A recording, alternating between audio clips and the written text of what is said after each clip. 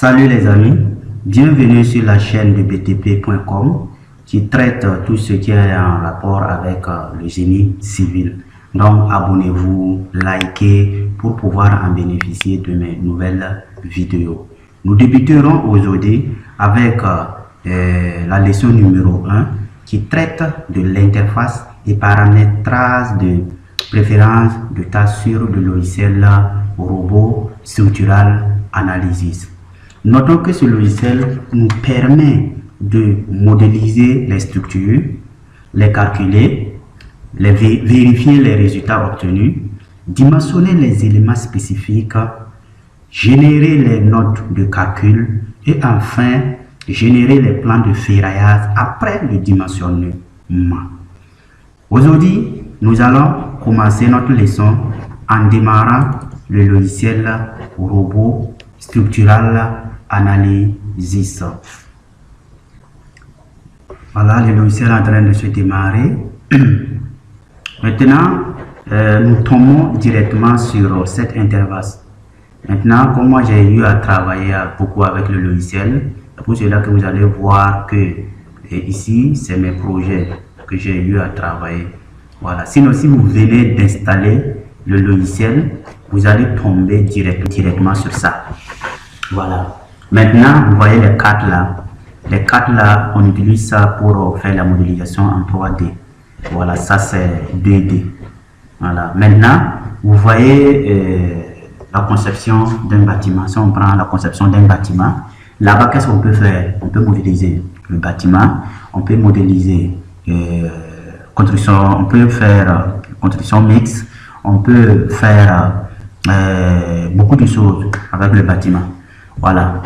Vous voyez ici, là, on a étude d'un portique spatial. Ici, vous pouvez utiliser pour modéliser vos portiques et faire des ouvrages en construction métallique. Voilà. Ici, on a les études d'une coque. Et ça, je travaille beaucoup avec ça.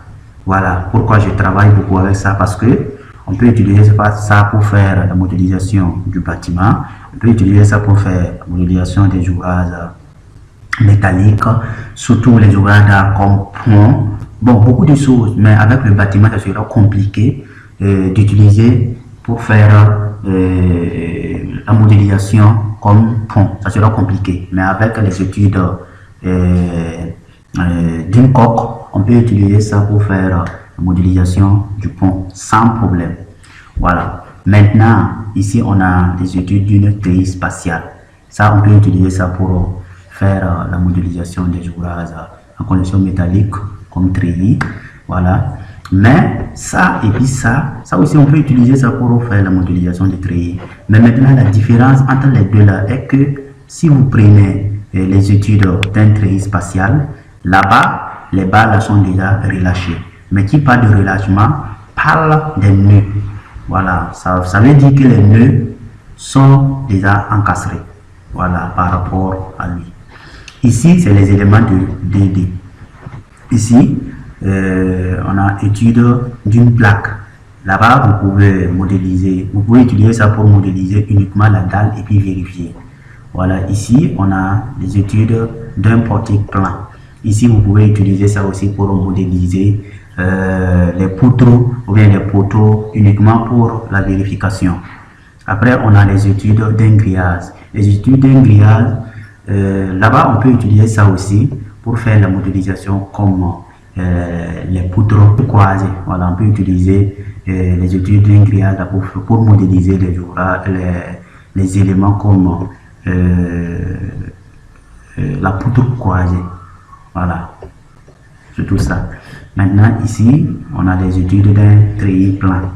Voilà, ça aussi, c'est surtout côté des ouvrages, côté de modélisation pour les ouvrages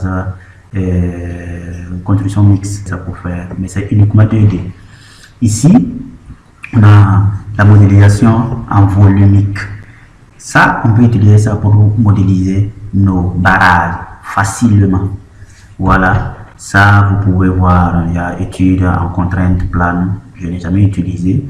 Il y a études en déformation plane, il y a études d'une structure asymétrique. Ici, on a conception des armatures d'éléments béton armé. Ça aussi, si vous pouvez utiliser ça pour modéliser uniquement. Par exemple, je vais prendre un exemple. Par exemple, si vous voulez modéliser uniquement la poutre, vous pouvez utiliser ça, modéliser la poutre et puis faire le ferraillage directement. Voilà, sans modéliser en fait une structure complète. Voilà, ça aussi c'est étude des assemblages, surtout en construction métallique. Ça, vous allez voir étude d'une section, je n'ai jamais utilisé. Ça aussi, étude d'une structure paramétrée. Voilà, ça aussi, je n'ai jamais utilisé. Voilà, voici de façon ramassée ce qu'on peut parler d'ici. Voilà, maintenant, ici, comme je vous avais dit que je travaille beaucoup avec étude d'une coque, on va cliquer là-bas. Voilà, et puis patienter un peu. Voilà, si on clique là-bas, on tombe directement sur ça. Voilà, bon, ici, là, ça, c'est un message qui vient chaque jour. Voilà, donc vous pouvez ignorer, c'est pas un problème. Voilà, on va commencer directement sur ces icônes-là. Voilà, donc on va cliquer fichier. Au niveau de fichier, qu'est-ce qu'on peut faire? On peut faire un nouveau projet. On peut ouvrir un projet que vous avez travaillé avec le logiciel. Ça veut dire les anciens projets. Ici, on peut enregistrer le projet. On peut enregistrer aussi le projet sous. Voilà, on peut importer un projet. Par exemple, si vous travaillez avec le logiciel AutoCAD ou bien le logiciel comme Archicad, Revit, et puis vous voulez importer les éléments directement sur robot, c'est possible. Il suffit seulement de convertir les éléments en DFX ou bien DWG. Voilà, si vous arrivez à convertir ça seulement, vous venez ici, vous prenez importer et puis vous partez chercher le document et puis importer directement. Voilà, ici il y a capture d'écran, il y a mise en page, il y a impression. Ici au niveau de propriété, voilà, vous pouvez voir les propriétés, mais ça on va pas toucher. Voilà, parce que ça c'est surtout au niveau de impression de plan de ferraillage. Voilà, c'est là-bas qu'on peut mettre le nom du bureau d'études, bureau de contrôle, plein de choses. Voilà, donc je vais fermer directement et puis après on va voir ça. Voilà, au niveau de l'édition, vous pouvez voir, il y a tout. Voilà. Au niveau de l'affichage, qu'est-ce qu'on peut voir ici? Il y a vue dynamique, zoom.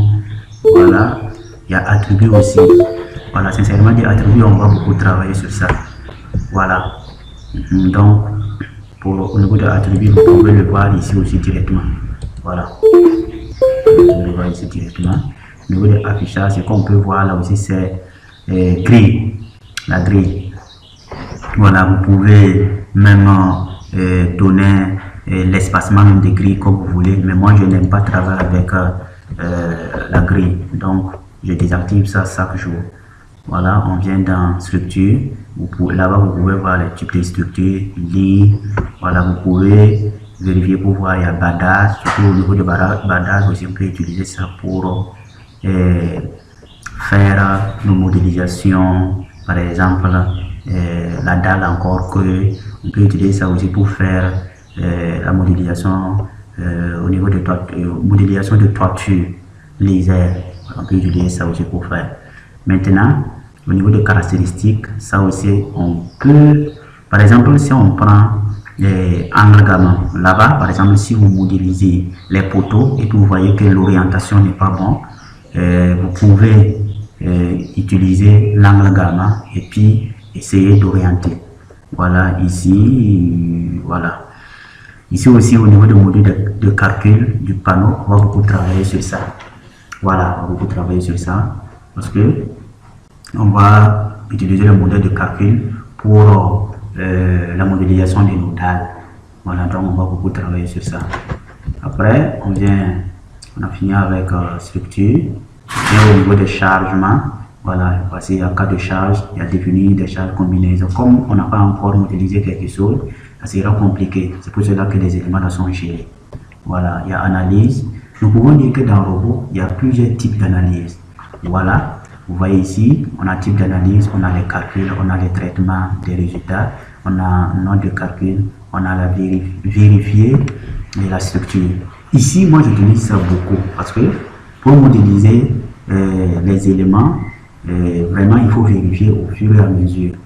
Voilà, par exemple, si moi je finis la modélisation de ma fondation, je vérifie, voilà, avant de continuer. Voilà, partie maillage, là, on va laisser ça. Voilà, on va faire une autre vidéo pour ça. Au niveau des résultats, vous pouvez voir info, tout. Comme on n'a pas modélisé là, vous allez voir, les éléments là sont gelés. Voilà, il y a les dimensionnements, barre acier, dimensionnement, barre acier, option, dimensionnement, tout ça. Maintenant, ferraillage théorique, poudre, poteau. Ça, on peut utiliser, surtout au niveau de la poudre en courbe là, on peut utiliser ça pour faire nos ferraillages sans problème. Voilà, ferraillage théorique de dalles, val, ça aussi on peut utiliser. Voilà, ferraillage réel en béton armé, on peut utiliser ça aussi. Pour dimensionner les poutres, surtout les éléments en béton armé. Voilà, on vient ici au niveau de outils, on peut voir la cotation qui est là, on peut voir les cotations sans problème. Voilà, on vient encore, on peut voir le mot d'accrochage, il y a unité format, il y a plein de choses.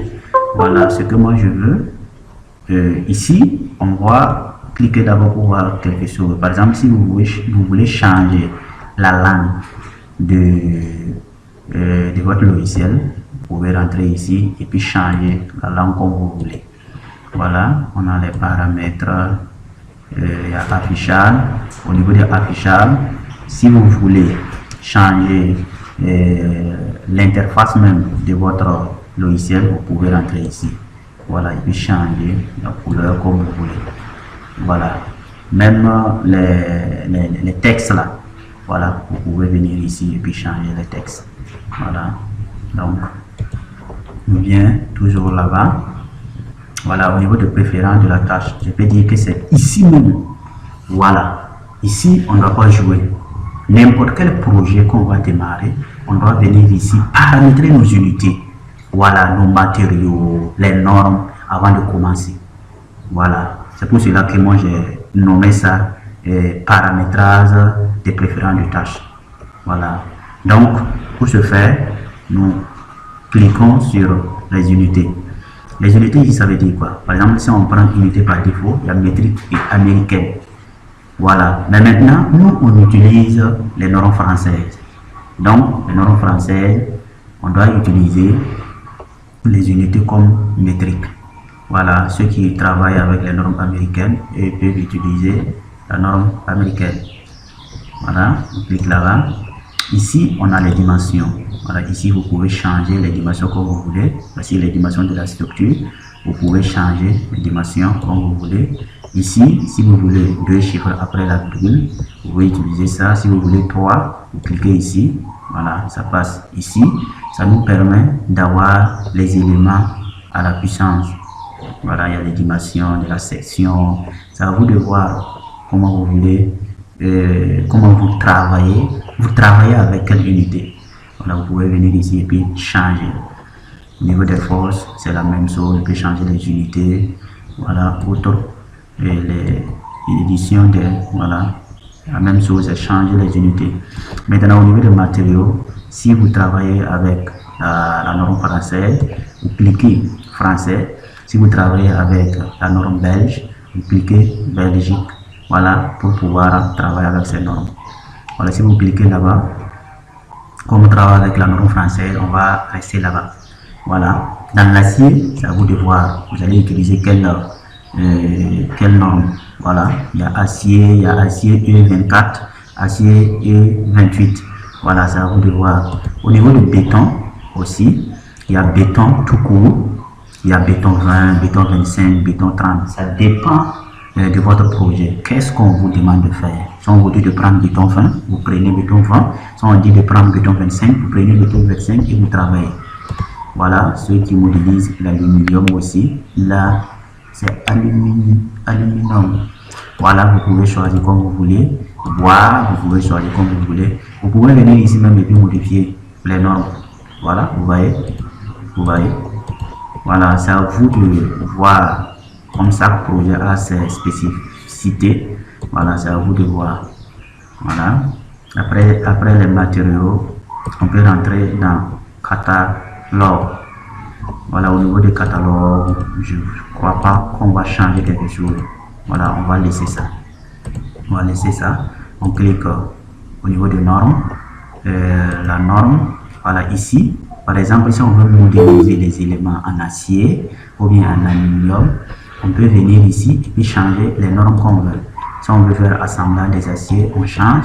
Si on veut faire des ouvrages, structure comme bois, on peut venir changer ici. Béton armé aussi, on vient ici, on change comme on veut. Mais comme on travaille avec les normes françaises, on va utiliser BAL 91 modifié 99.